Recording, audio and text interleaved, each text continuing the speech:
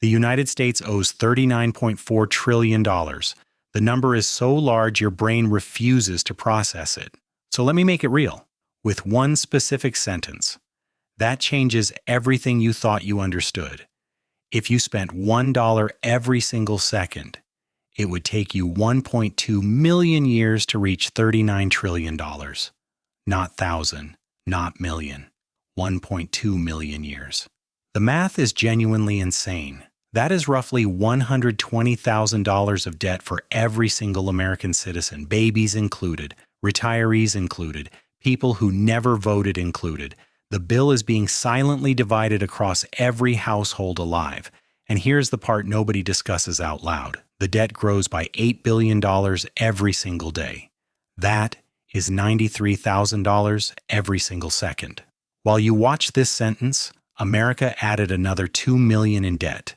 Today I will show you why this is not a political talking point anymore. It is a fiscal abyss. Ray Dalio's exact words. The single greatest investor of our generation, sounding the loudest alarm of his career. I will show you Dalio's two doors framework. Why both doors lead to a cliff, the system that quietly transfers wealth during debt crises, and the 4 moves that protect you regardless of which door opens. This is Thinking Stick. We do not do hype. We do the math until the math forces us to be honest. Subscribe so you do not miss the rest of this series, especially this year. First, let me explain the framework, because most people see 39 trillion and feel nothing. The brain cannot process numbers that big, so Dalio reframed it as a biological process. Watch carefully. Dalio describes national debt as plaque building inside arteries. At first, invisible, then restrictive, then fatal. The economy is the body. The debt is the plaque. We are now in the late stage, visibly, measurably. When debt grows faster than the economy that supports it, the system enters what Dalio calls the late cycle. That is exactly where America is right now. Debt rises 6% yearly. GDP grows 2%. The gap widens. Now here is where it gets brutal, because the debt itself is not even the worst part. The interest on the debt is, and the interest is now eating the entire federal budget alive.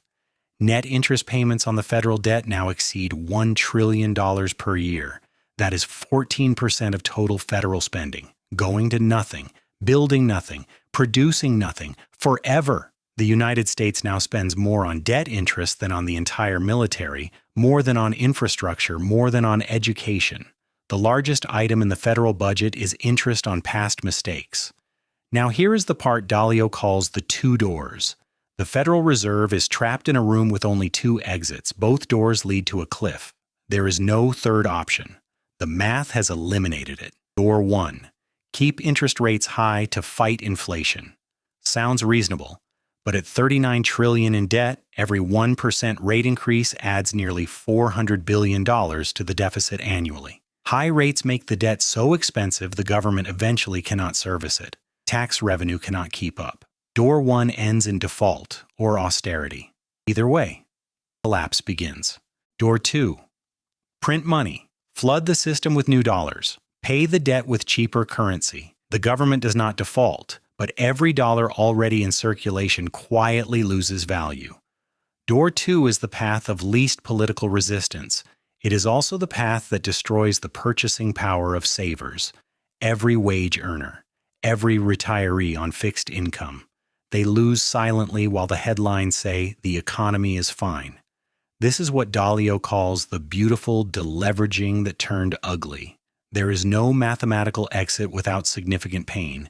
The only question is which door opens first and how fast it opens. Now let me show you the timing, because this is the data nobody talks about publicly, the single number that determines whether 2026 is the year the music stops. Roughly 34% of all outstanding U.S. debt matures in 2026 alone. 34% in 1 year. That debt was issued at low pandemic-era rates. It now has to be refinanced at today's rates, twice as expensive. This is called the maturity wall, and it is hitting this year. Refinancing trillions at higher rates adds hundreds of billions to the deficit. Not in 2030, not eventually. In 2026. Right now. Quietly. Now here is the psychology layer, because debt at this scale does not just affect numbers, it changes how every American behaves, whether they realize it or not. When people sense their currency is being devalued to pay for past mistakes, they stop trusting the future, they stop saving, they start spending faster, trying to outrun a feeling they cannot quite name. Sociologists call this short-termism. Your panic to spend before prices rise actually accelerates the inflation you are trying to outrun. Hyperinflation does not start in a printing press. It starts in the collective mind. When trust dies, the math gets brutal fast. Now here is what Dalio calls the wealth transfer, the quiet truth about every debt crisis in modern history, the thing that determines whether you come out richer or poorer. Read it twice, it changes everything. During every major debt crisis, wealth transfers from people who hold currency to people who hold assets, from savers to owners, from wage earners to investors. The system mechanically shifts wealth upward, decade after decade, without exception, without mercy. When governments print money to pay debt, the price of stocks, real estate, gold, and Bitcoin all rise automatically. Asset owners get richer while they sleep. Wage earners watch their salaries buy less every year. This is why the K-shape during debt crises gets sharper, not flatter. The fiscal abyss is the engine that pulls the top line up and pushes the bottom line down, mechanically, permanently, forever, and most people never even notice it happening. Cash is no longer an asset during a debt crisis. It is a melting ice cube in a warming room. Every day you hold it, it loses value.